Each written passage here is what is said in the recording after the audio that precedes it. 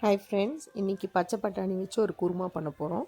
கொஞ்சமாக cooking oil ஊற்றிட்டு அதில் பட்டை ஒரு சின்னது, ஏலக்காய் ஒன்று, கிராம்பு, அது கூட இஞ்சி பூண்டு அது போட்டு வதக்கிறதுக்கு 3 உங்கள் காரத்துக்கு தகுந்த மாதிரி பச்சை மிளகா போட்டுக்கோங்க.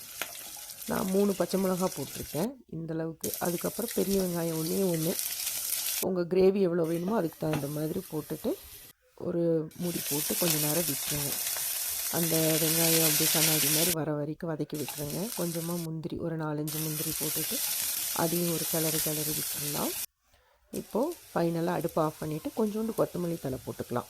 இதை நல்ல ஒரு பேஸ்ட்டாட்ட அரைச்சிக்க போகிறோம். அதே பாத்திரத்தில் இன்னும் கொஞ்சம் குக்கிங் ஆயில் போட்டுட்டு அது கூட கொஞ்சமாக பட்டர், சீரகம், சோம்பு, இது பொரிஞ்ச உடனே பச்சை பட்டாணி கழுவி வச்சுருக்கிறது, இது ஃப்ரெஷ் பச்சை பட்டாணி, அதையும் போட்டு நல்லா வதக்கி விட்டுடலாம். இப்போ மூடி போட்டு ஒரு 2 நிமிஷம் வச்சிடலாம்.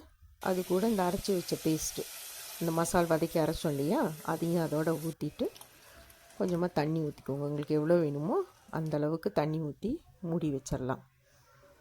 இப்போ நல்லா ஒரு 5 மினிட்ஸ் விட்டுருங்க. ஸோ அந்த மசால் இதெல்லாம் சேர்ந்து நல்லா கொதித்து வெந்துடும். இது கூட கொஞ்சமாக கறி மசால், இது கொஞ்சமாக பெப்பர், இதுவும் போட்டு நல்லா கிளறி விட்டுறலாம். இது ஃப்ரெஷ் க்ரீம், இது எடுத்தோன்னா கொஞ்சம் நல்லா ரிச்சாக இருக்கும் கிரேவி. இவ்வளோண்டு போட்டால் போதும். உங்கள் குருமாக்கு தகுந்த மாதிரி போட்டுக்கோங்க, கிரேவிக்கு தகுந்த மாதிரி. அதுவும் போட்டு மைல்டு ஃப்ளேமில் வச்சுட்டு கடைசியாக கஸ்தூரி மேத்தி இது கொஞ்சமாக தூவி விட்டுட்டு அவ்வளோதான்.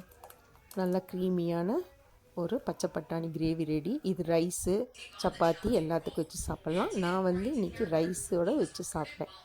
வாங்க எல்லோரும் டேஸ்ட் பண்ணிவிட்டு சொல்லுங்கள்.